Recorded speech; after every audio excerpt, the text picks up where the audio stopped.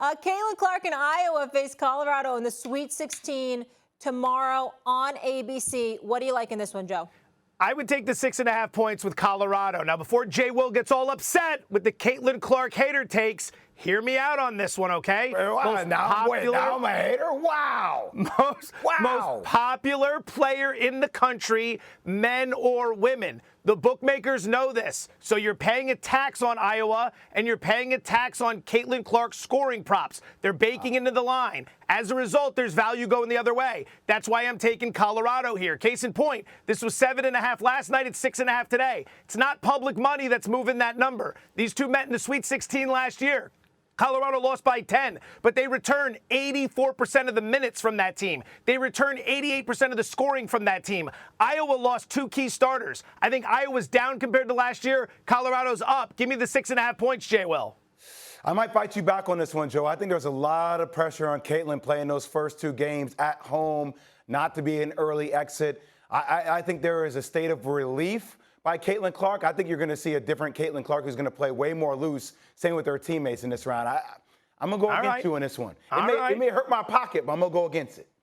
And he likes to get in on that action. Yes, I see him placing butts all the time. All right, to men's Sweet 16 action tonight. Houston takes on Duke. What's the move here?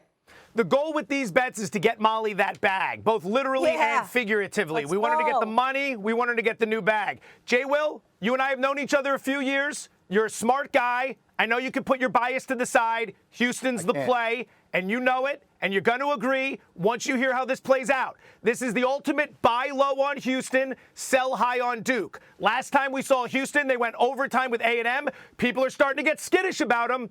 Meanwhile, last time we see Duke, they blow out James Madison. Now everyone's back on the train. That's influenced in the point spread. We're going to play Houston here. Remember, that Duke win, 52% shooting from the floor, 50% from deep. You're going to have some regression against Houston. Jay Will, you know it. We're laying it with the Cougars here. This is hard for me because if I'm making money, I'm gonna bet differently on this game. I'm not going to bet that. But, Joe, it's hard. It's hard. No, it's hard. Well, Duke needs the offensive rebound, and he gets to the free throw line. Come on, man. Come on, man.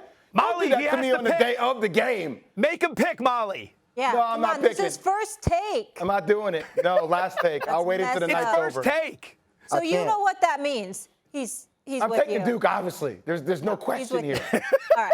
Gonzaga faces Purdue in the Midwest region. Where are you going with this one? Don't bet underdogs because you think they can keep it close. Bet underdogs because you think they can win. I think Gonzaga can win this game. I'll take the points. I think the line should be closer to 4, but it's 5.5 because Purdue's blowing everyone out. 38-point win, 29-point win. Suddenly there are no flaws in Purdue's game. This is a big step up in class against Gonzaga. Mark Few, one of the best coaches in the country. He's got about a week to prepare his team for this game. These two met earlier in the season. Gonzaga lost that game by 10, but they only shot 18% from deep. They make 2 more three-pointers. They're shooting only 25%, but they're covering the number. We like Gonzaga plus the points here. Yeah, I think this is a dangerous matchup for Purdue. Obviously, Gonzaga, a team that's been battle-tested throughout the course of the year. Graham Ike and Anton Watson, 2 guys that can play inside out. And look, the one thing you know, Joe, against that guy and Zach Edey, you got to go. You got to run. You got to execute. And I think I would agree with you. I would take the points here. I'm with you. That's smart.